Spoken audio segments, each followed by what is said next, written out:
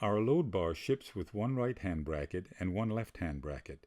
Be sure to identify the brackets correctly.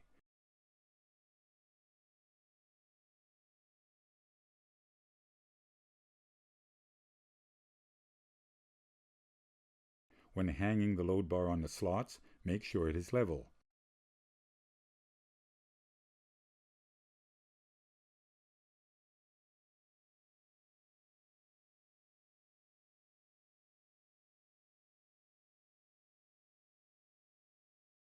This load bar can support a work surface with the use of two off-module work surface brackets.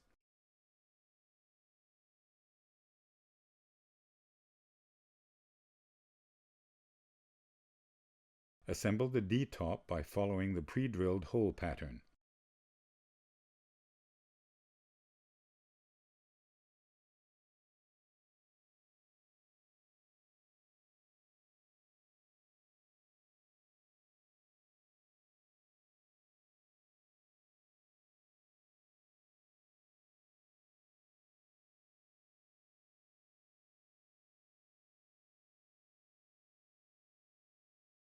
When attaching a work surface to a load bar, install the bracket relatively close to the edge of the work surface. Use 2 wood screws.